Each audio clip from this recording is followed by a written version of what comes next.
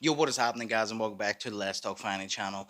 As you can tell by the title and the thumbnail, today we will be predicting Misfits Extra Series 11, which the main event is Jarvis versus BDave. The reason I'm actually I kind of look confused, if you haven't noticed, I genuinely thought that this fight was on Saturday. It is today. I'm recording this early Friday morning. It is today. When the hell has a Misfits event been on a Friday? Never. Well, actually, don't quote me on that because it might have been. I might look stupid, but I'm used to being on Saturday, so I thought, oh yeah, no, I've made a video where I goes, yeah, I'll make it later in the week. I forgot it was Thursday when I made that, and now we on Friday, and now we here. So either way, we gonna be predicting the Misfits Extra Zone Series 11. So let's get right into it. We gonna start with obviously the prelims first. We got Dapper Laughs versus Simple Simon. This one, we've seen Simple Simon's fight before. He fought F. Matthews, and I think F. Matthews knocked him out within like 30, 40, 50 seconds. I've never seen Dapper Laughs laugh. I've never seen Dapper Laughs laugh. I've never seen Dapper Laughs fight.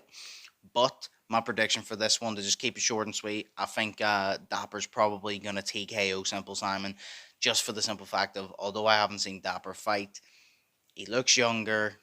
Simple Simon, we saw, how he performed against Ed Matthews. He kind of just got punched and then he fell to the floor and ding it up. He is an older man. Maybe he's improved.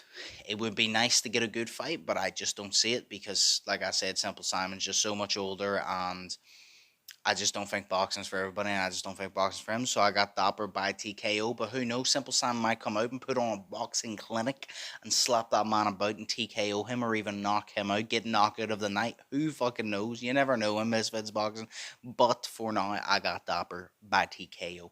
Then the next fight up, we got Adam Brooks versus Rhino. Now I'm gonna pick Rhino for this one. And the reason I'm gonna pick Rhino is I don't really know either about these two. I just don't. I've only seen them. I feel like looking at them both, Adam Brooks looks like he would be the better boxer. But Rhino just looks like a scurry man. I'm not gonna lie. In the weigh-ins, even I can't remember his name, the guy who does the interviews. Even he turned around and said he looks like a scary man. Adam Brooks, he looks like he's probably the better boxer, but Rhino just looks like he could hit hard and that he's gonna be a brawler type. Well, not a brawler, but like an up close type boxer, a dirty type boxer. And I think Rhino's probably going to get the stoppage. Like I said, I don't really know. I don't know either of these two fighters, so I don't know what they bring to the table. I don't know the skill set, but I'm going to put my money on Rhino by stoppage because he just looks like he can fucking throw down.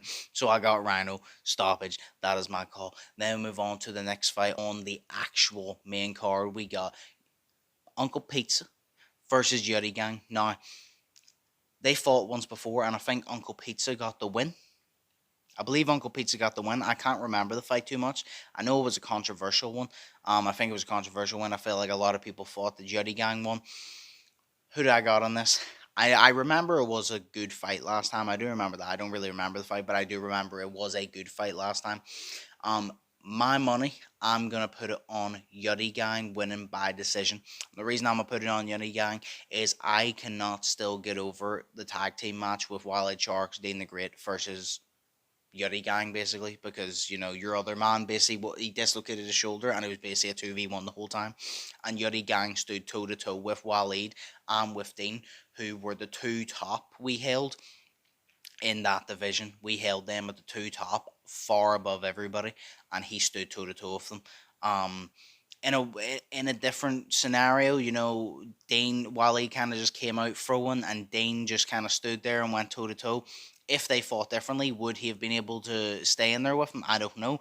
But either way, I think you agree with me.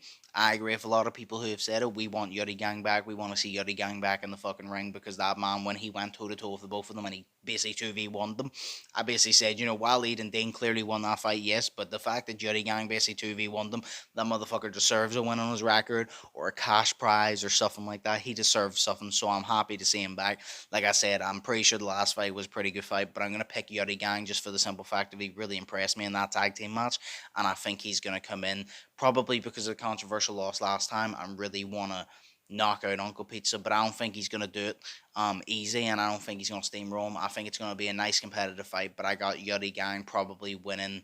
I don't know how many rounds there are, but I got Yuddy Gang winning the majority of the rounds. I'm winning by decision. But we might see a knockout. Who knows? But if I had to bet, my money's on Yuddy. Then we got the second rematch of the night, which I'm very excited for this one. Arms versus Minicon. Now, Arms and Minicon fought, I think, over a year ago, over a year and a half ago. And the only thing I remember from that fight is Arms got so tired that he had to be carried out on a stretcher. Because he's so built and big that literally he needs so much oxygen to pump the blood around his fucking muscles that he literally, after like 30 seconds, was gassed and he actually had to be carried out on a stretcher. Now, there's bad blood in this one, which I'm enjoying. I always love the bit of drama, a little bit of beef, because it builds the fight. It ain't fake. It's they want to get in there, they want to hurt each other. And it's a simple fact of Minicon has been saying that he was the one that made Arms leave on a stretcher, and obviously Arms is saying, you didn't make me leave on a stretcher. I left on a stretcher because I got tired, because I got fatigued. They've been talking shit back and forth. They've had their beef for about a year and a half. Obviously, last time Minicon clearly dominated that fight because Arms couldn't last more than 30 seconds. But then Arms came back and fought Master Uruguay and surprised me with the skill set that he brought to that fight. I didn't expect him to get tired quickly, but I didn't expect him to have that type of skill set. And then he knocked Master Uruguay out. Basically, he kept knocking him down. He got that. I think it was a TKO. So honestly, in this fight, I cannot wait for this. I think Minicon has more experience. Minicon's going to be the one that comes out who's going to probably use his distance better. But with the improvement that I've seen Arms do, and the fact that Arms really, really, really wants to make this guy pay, I think Arms is going to win this fight. There's two ways I see this fight going. I think if it ends by stoppage, Arms stops Minicon, and I think if it goes to decision, Minicon gets the decision win. But I actually got Arms stopping him in one of the late rounds. I'm not too sure how many rounds are in this, but I'd probably say around round 3. It's probably going to get very sloppy, and I think Arms might just catch Minicon and stun him a little bit and stop him. If he doesn't stop him, I think Minicon wins by decision. But if it is a stoppage, which I think it is going to be, and I'm hoping it is, I think Arms got him. I think he's got his number this time. We might see a trilogy of this one, but I'm excited for that one because of the beef, because of the storyline, because Arms had to get lifted out on a stretcher because of fatigue last time. I want to see what he's got this time. I want to see these men go to war. That's what I want to see, and that's what I think we're going to see tonight, Friday night on Misfits 11. Then we got Gabriel Silva versus OJ Rose. I'm very excited for this one. Gabriel Silva obviously fought Ben Davis on the last one, which obviously wasn't a competitive fight. He kind of just got in there to get beaten up, basically. OJ Rose, past 2 fights, he's got a stoppage. I don't know who I'm cheering for in this one, because I really want Silva to win because I like Gabriel Silva, but I really want OJ Rose to win because I liked OJ Rose for a while.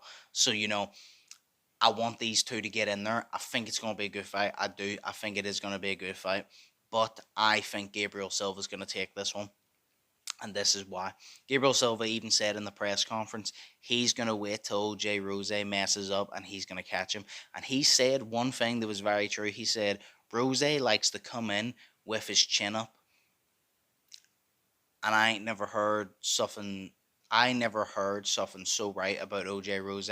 I like him, but he keeps his chin up too much. I've said this in all his other fights. Every single fight, he comes forward. Yes, he gets the stoppage. Yes, he can take a punch, but he puts his chin out there to take the punch. When even if you can take the punch, you shouldn't be trying to take the punch, and that is his issue.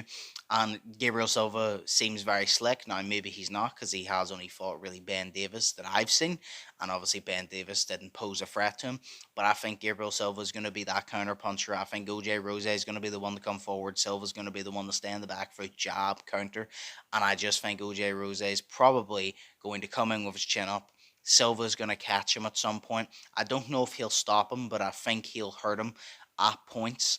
Um, and he'll obviously get up in the scorecard, and I probably have Silva winning by decision, maybe stoppage, but I probably have him winning by decision.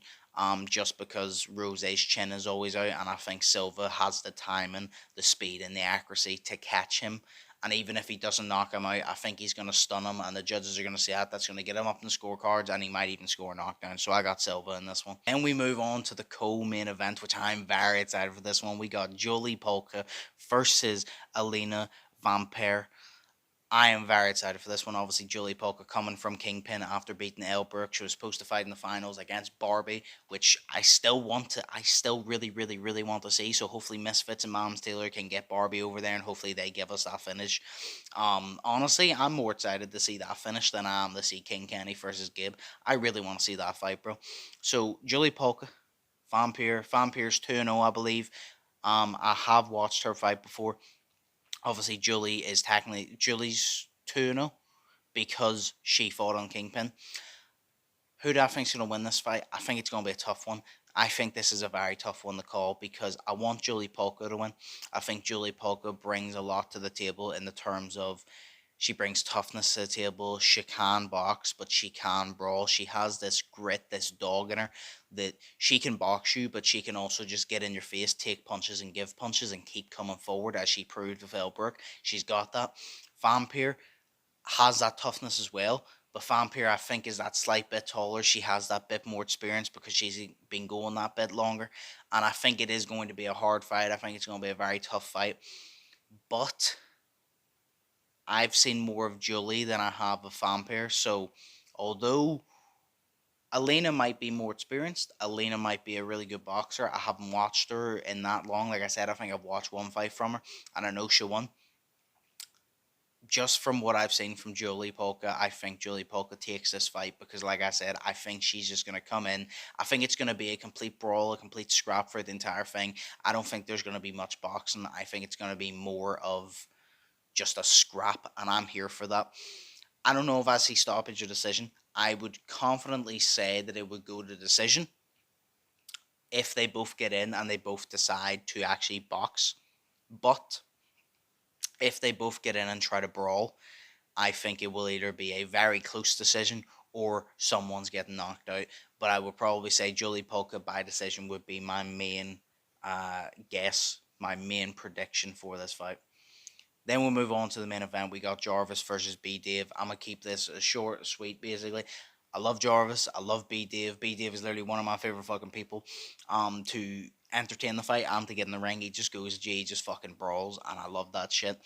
But I think Jarvis is taking this one. Why? Because they're both people that come head on. And what I think is going to happen is BDave's going to come head on. I think Jarvis is going to come head on, but I think Jarvis has learned from the Gibb fight that coming head on and only coming head on doesn't win you every fight. So I think Jarvis is going to actually try and box him, put combos together, and not just take all the punches. And every fight BDave's been in, he's came forward and he's brawled, and sometimes it's worked for him, but he also gets caught a lot. In the Survivor tag, BDave was getting pieced up by everybody.